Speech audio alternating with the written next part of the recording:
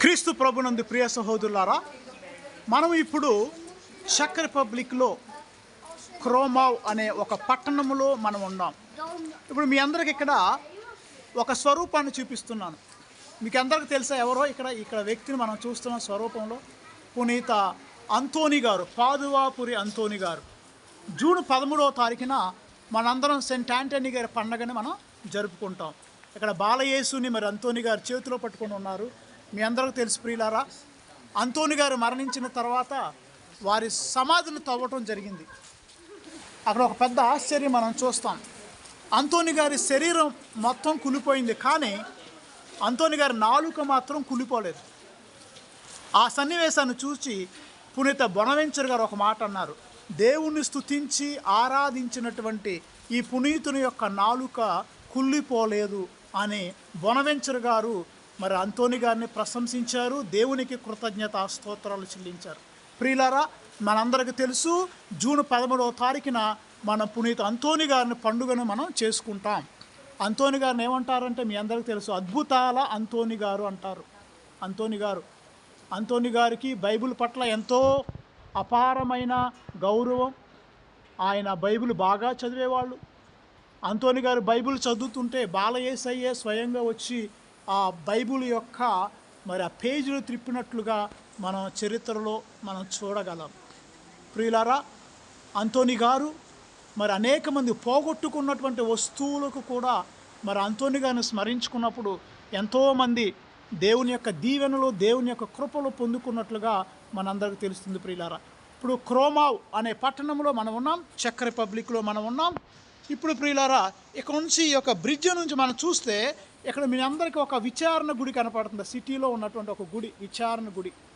అది చూసారుగా, పెద్ద సిలువ కనిపిస్తుంది, ఒక పిల్లర్లా కనిపిస్తుంది, దేవాలయం. ఈ యొక్క బ్రిడ్జ్ మీద నుంచి మరి మనం ఈ బ్రిడ్జ్లో ఉన్నాం. ఇది ఒక పెద్ద ప్యాలెస్, ఒక పెద్ద కోట. ఈ కోట నుంచి మనం చూస్తూ ఉంటుంటే ఇక్కడ మనకు చిన్న రివర్ కనపడుతుంది. ఆ రివర్లో కొంతమంది వ్యక్తులు మరి ఈత కూడా బోటింగ్ చేస్తూ ఉన్నారు. యాక్చువల్లీ ఈరోజు వర్షం బాగా పడుతుంది, కానీ మీకోసం నేను ఈ వీడియో చేస్తున్నాను వర్షంలో కూడా. మరి మీరు కూడా ఇది చూడాలి, క్రోమావ్ పట్టణం మీరు తిలకించాలి, చూచి ఆనందించాలి అన్న ఉద్దేశంతో నేను ఇక్కడ నుండి మీకు వీడియో చేస్తున్నాను. ప్రియులారా, సరే, ఇప్పుడు మనం పునీత అంతోని గారిని చూసాం, ఇప్పుడు వరకు విన్నాం. ఇప్పుడు మీ అందరికి మరో వ్యక్తిని నేను చూపించబోతున్నాను, పునీత అసీసీపుర ఫ్రాన్సిస్ వారు. మీ అందరికీ తెలుసు ప్రియులారా, అసీసీపుర ఫ్రాన్సిస్ గారు ఒక ధనవంతుని కుటుంబంలో ఆయన జన్మించారు. వారి యొక్క తండ్రి గారు ఒక వ్యాపారి, బట్టల వ్యాపారి. తండ్రి యొక్క ఆస్తిని చాలా వరకు పునీత ఫ్రాన్సిస్ గారు పేదలకు పంచిపెట్టారు. ఆ తర్వాత తండ్రిని కూడా వదిలిపెట్టేసి, ఆస్తిని మొత్తాన్ని వదిలిపెట్టేసి దేవుని సేవకై వెళ్ళారు. బైబిల్లో ఉన్నది మాటగా తీసుకుని పాటించారు. మీరు ప్రయాణంలో మరి సంచిని కానీ, డబ్బును కానీ, మరి దుస్తులు 2 కానీ తీసుకెళ్ళవద్దని చెప్పినట్లుగా మరి ఫ్రాన్సిస్ గారు అక్షరాల దేవుని వాక్యాన్ని పాటించారు. మరి పునీత ఫ్రాన్సిస్ గారు తన శిష్యులకి 3 సలహాలు ఇచ్చారు. ప్రియులారా, మన ఆధ్యాత్మిక సంతోషం పొందాలంటే మన జీవితంలో 3 విషయాలు పాటించాలని చెప్పారు. మొట్టమొదటిగా మన జీవితంలో ప్రార్థనా జీవితం కలిగి ఉండాలని పునీత ఫ్రాన్సిస్ గారు చెప్పారు. ప్రియులారా, ప్రార్థన ఎందుకు? ప్రార్థనలో మనం దేవుని శక్తిని పొందుతాం, దేవుని కృపను పొందుతాం. ఒక ముసలి నీటిలో ఉంటే ఎంత బలంగా ఉంటుందో మరి ప్రార్థన చేసే వ్యక్తి అంత బలంగా ఉంటాడు. కాబట్టి ప్రార్థన చేయమని మరి ఫ్రాన్సిస్ గారు చెప్పారు. రెండోది ప్రియులారా, పేదరికంలో జీవించమన్నారు. ఎందుకంటే డబ్బులో ధనవంతులై మనం జీవిస్తే మన దేవుని మీద ఆధారపడం కానీ డబ్బు మీద ఆధారపడతాం. కాబట్టి ఫ్రాన్సిస్ గారు తన శిష్యులకి ప్రజల డబ్బుల మీద కాదు కానీ దేవుని మీద ఆధారపడమని వారికి బోధించారు. ప్రియులారా, మూడవది పేదరికంలో జీవించమని చెప్పారు, టు లివ్ ఇన్ పవర్టీ. మూడోది శ్రమలలో జీవించమని చెప్పారు. నేను రెండోది మళ్ళీ 2 సార్లు చెప్పాను. సో మొట్టమొదటి ప్రార్థన, రెండవది పేదరికం, డబ్బు మీద కాదు కానీ, సంచి మీద కాదు కానీ, బ్యాంక్ కార్డు మీద కాదు కానీ దేవుని మీద ఆధారపడమని చెప్పారు. మూడవది శ్రమలలో కూడా మనం దేవుని యొక్క ఆనందం, దేవుని యొక్క శక్తి పొందుతాం. సో ప్రార్థనా జీవితం, పేదరికం, శ్రమలు, ఈ 3 ద్వారా మనం ప్రియులారా ఇదిగో ఆధ్యాత్మిక సంతోషాన్ని, ఆనందాన్ని పొందగలుగుతాం.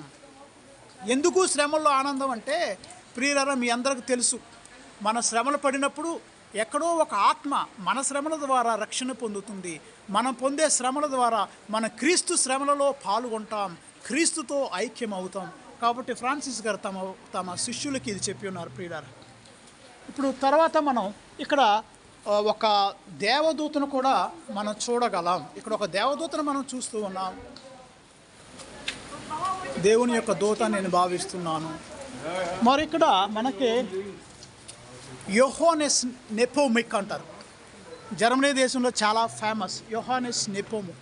ఈ పునీతుని యొక్క ప్రత్యేకత ఏంటంటే ప్రియులారా, మరి రాజుగారు భార్య పాప సంకీర్తనానికని ఈ పునీతుని దగ్గరికి వచ్చింది. యోహానెస్ నెపోముక్ భార్య పాప సంకీర్తనానికి వచ్చిన తర్వాత రాజుగారు గురువు దగ్గరికి వెళ్ళి, నా భార్య ఏం పాపాలు చెప్పిందో చెప్పండి అని గురువుని అడిగారు. కానీ అప్పుడు ఆ గురువు, ఇది పాప సంగీతంలో చేసింది, మేము చెప్పకూడదు, అది దేవునికి ఇచ్చిన వాగ్దానం. గురువు పాప సంగీతం విన్న తర్వాత అది బయటికి చెప్పకూడదంటే రాజుగారు బెదిరించారు యోహానెస్ నెపోముక్ని, నువ్వు గనక నా భార్య ఏం తప్పు చేసిందో చెప్పకపోతే నీ నాలుకనే కత్తిరేస్తా అన్నాడు. అప్పుడు పునీత నెపోముక్ గారు, నా నాలుక పోయినా పర్వాలేదు, నన్ను చంపినా పర్వాలేదు, కానీ నేను పాప సంగీతంలో చెప్పబడినవి బయటికి చెప్పను అని అన్నప్పుడు రాజుగారు మరి గర్వంతో అహంకారంతో యోహానెస్ నెపోముక్ గారి యొక్క నాలుకను కత్తిరించాడు ప్రియులారా. మరణించడానికైనా సిద్ధపడ్డాడు, కానీ యోహానెస్ నెపోముక్ గారు పాప సంగీతంలో చెప్పబడినది బయటికి చెప్పలా. ఇది ఈ పునీతుని యొక్క గొప్పతనం ప్రియులారా. ఈ విధంగా ఈ బ్రిడ్జ్ మీద అనేక మంది వస్తున్నారు, పోతూ ఉన్నారు. అయితే నాకు నచ్చింది ఏంటంటే ఇక్కడ కూడా ఈ బ్రిడ్జ్ మీద కూడా చూసారా, చాలామంది తప్పుగా అనుకుంటారు, కథోలికులు విగ్రహారాధన చేస్తున్నారు, కథోలికులు ఇవన్నీ కాదు, చాలా తప్పు, అది మూర్ఖంగా ఆలోచించే మాట. ఇది కూడా ఒక రకంగా సువార్తను బోధించడమే. అనేక మంది టూరిస్టులు ఇక్కడికి వస్తున్నారు, మరి వారందరూ చూస్తున్నారు. ఇలా వచ్చినప్పుడు ఇలాంటి దేవుని బొమ్మలు ఇలా పెట్టినప్పుడు వాళ్ళకు కూడా సువార్త పరిచర్య. ఫర్ ఎగ్జాంపుల్ మనం చెప్పాం, ఇక్కడ పునీత అంతోని గారు ఉన్నారు.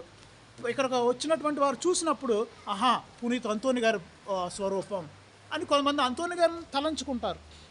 సో ఈ విధంగా మనం ఇది కూడా ఒక సువార్త పరిచర్య ప్రియులారు. ఇప్పుడు మన మధ్యలో ఒక ఏలూరు మేత్రాశ్రమంలో ఉన్న ఒక గొప్ప గురువు నాతో పాటు ఇక్కడ విచారణ గురువుగా పనిచేస్తున్నారు, రెవరెండ్ ఫాదర్ ఇంజుమాల యోహాన్ గారు. ఫాదర్ గారి గురించి మీకు ఒక మాట చెప్పాలి. మరి ఫాదర్ గారు ఒక నెల క్రితం ఇంగ్లాండ్ దేశంలో మరి మాస్టర్స్ కంప్లీట్ చేశారు. క్యాటకెటిక్స్లో మాస్టర్స్ చేశారు. ఫాదర్ విచారణ గురువుగా ఉంటూ మరి అక్కడ ఇంగ్లాండ్ దేశంలో చదవటం చాలా గ్రేటు. మేము ఫాదర్ గారిని ఎక్కువ అభిమానిస్తాం. ఇప్పుడు ఫాదర్ గారు మనల్ని ఉద్దేశించి 2 మాటలు చెప్తారు. ప్రియమైనటువంటి ఫాదర్ జోజెఫ్ గారి యూట్యూబ్ సబ్స్క్రైబ్ చేసి ఆయన ప్రసంగాలు అనుదినం కూడా వింటూ ఆయన చూపిస్తూ ఉన్నటువంటి అందమైనటువంటి పట్టణాలను, సందర్శకుల ప్రాంతాలను తిలకిస్తూ ఉన్నటువంటి ప్రజలారా, మీ అందరికీ కూడా క్రోమావ్ దేశం నుంచి దేవుని యొక్క ఆశీస్సులు, శుభాకాంక్షలు తెలియజేస్తూ ఉన్నాం. దేవుని యొక్క కృపలో మీరు ఎల్లవేళలా వర్ధిల్లాలని కోరుతూ ఉన్నాను. ప్రభు మిమ్మల్ని దీవించునుగాక. ఆమేన్. పితా పుత్ర పవిత్ర ఆత్మ నామమున ఆమేన్. Thank you father.